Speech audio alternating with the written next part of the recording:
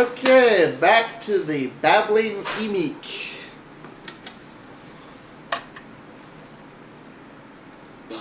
If everybody went to Ubuntu, technology development would slow to a crawl. Now, I'm not trying to dissuade anybody from going to Ubuntu or Linux. I think it's a great idea and you can learn a lot from it. But know what it is and don't go into it with any expectations that it's going to replace your Mac or your Windows machine. Okay? No, and I have to agree with him there on that one. I don't consider Ubuntu to be a Linux distro that's in a position to do that. It's not there. It doesn't have the out-of-the-box experience.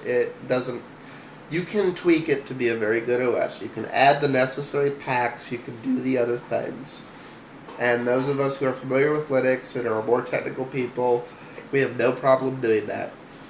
But to be a true contender, it should be able to do that out of the box. Oh, for the love of crap. In case y'all don't know, I have a cold, sorry. And I am sick of hearing about Ubuntu because it's not the best Linux distro out there. And a lot of the Linux community is sick of hearing about Ubuntu too. It's well funded and it's got some business model and it's got some industry support. But Linux is capable of so much more than Ubuntu. So let me back off for a minute here and let me read a letter that was written by somebody and has their thoughts and opinions on it. And you all can leave your comments and tell me what you think. Have you ever realized how much development occurred because of commercial software companies? Development of software industry, internet market, game industry, virtual worlds, movies, and all these things are because of commercial software industries, not because of open source. Is open source going to be the future of the computer industry? I don't think so. Even if it does, it wouldn't be a bright future. I believe that there should be a balance between open source and commercial softwares.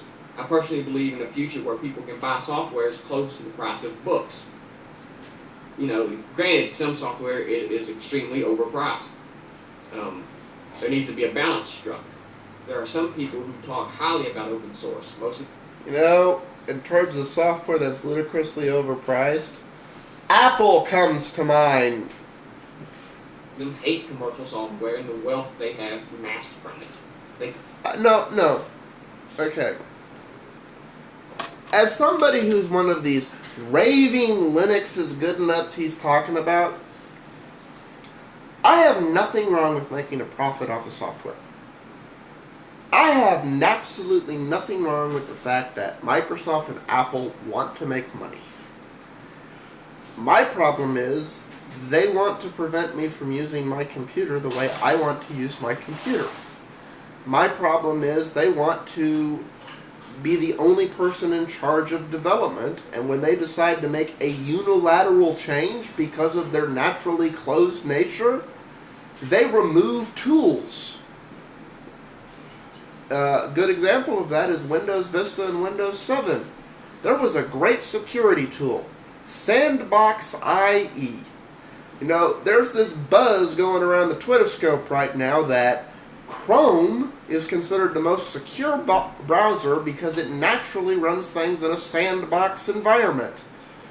Guess what, people? You used to be able to do that with every single application on your system until Windows decided to break it. Tools like that are made for an open environment can't be broken, because if people want to use them, they'll just go and put it back in.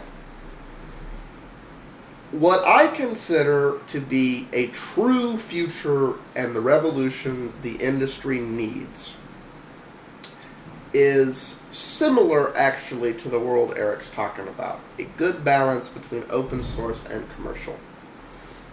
What the open source community needs is a company that has the virtue. They need a hardware manufacturer and a venture capitalist that has the epiphany of figuring out a business model that is both profitable and allows the product to be free to the end user. This is why Google could be a very good batch for open source and Linux development, if they can do some adaptation to their company. but in Google's current form, I don't think they're that company. What I consider the perfect computer is the core, the operating system on which everything runs and is built on top of is open source. Not the kernel of the operating system, like Mac, but all the apps and packages and things composed that make the OS up. And that's the difference. That's the core difference between Linux and Mac. The Mac core, Darwin, is open source. But then all the packs built on top are Apple proprietary software that are a little bit of black box voodoo in some cases. I mean, some of it you at least know to a point what's in there and you're provided with hooks, but only so long as Apple wants to leave those hooks open. If Apple just wakes up one morning and decides it wants to take them away, there ain't crap you can do about it. That isn't true in Linux. When changes happen, it's 100% transparent, everything's there, and you go find a new place to cook in or add your own hook.